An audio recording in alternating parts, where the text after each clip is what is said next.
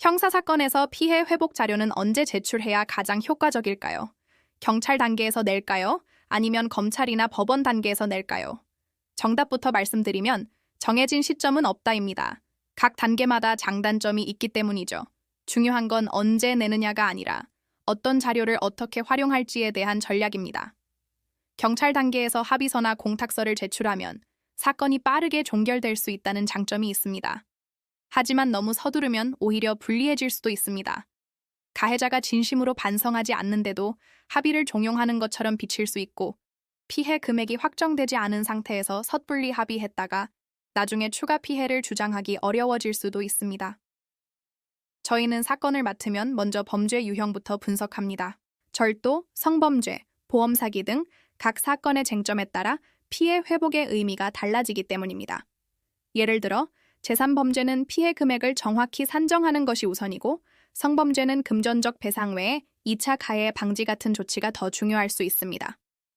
그래서 저희는 사건 초기부터 기소 가능성, 양형에 영향을 미칠 변수, 추가 수사 방향까지 여러 시나리오를 만들어 대비합니다. 특히 저희는 성공 보수를 받지 않는 것을 원칙으로 합니다. 사건 결과를 가지고 흥정하는 게 아니라 오직 의뢰인의 이익을 위해 모든 단계에서 독립적이고 책임감 있게 판단하기 위해서죠. 상담 때 발생한 비용이 나중에 또 청구되지 않도록 조정하고, 형식적인 착수금만 받고 제대로 일하지 않는 방식은 절대 지양합니다. 민사소송으로 손해배상을 받아야 하는 경우도 마찬가지입니다. 단순히 소송에서 이기는 게 목표가 아닙니다. 실제로 돈을 돌려받을 수 있는지, 즉 채권 추심과 강제 집행 가능성까지 처음부터 설계에 넣고 시작합니다. 전세 사기나 부동산 분쟁처럼 복잡한 사건에서는 공인중개사 자격을 바탕으로 계약서와 권리관계를 함께 분석해서 실질적인 해결책을 찾습니다.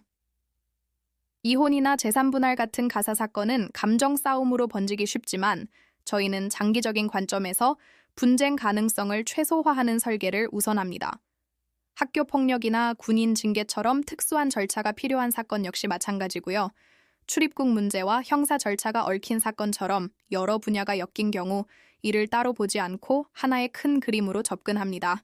변호사가 상담부터 조사, 재판, 집행까지 모든 과정을 직접 챙기고 전국 어디든 전자소송으로 신속하게 대응합니다.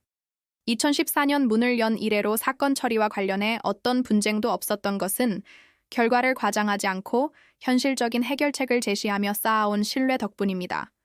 모든 사건을 내일 당장 진행한다는 마음으로 준비하는 것, 이것이 저희의 기본 원칙입니다. 이처럼 민사, 형사, 가사, 행정 각 분야의 전문성을 바탕으로 사건의 시작부터 끝까지 책임감 있게 함께하는 곳, 바로 법률사무소 아신입니다.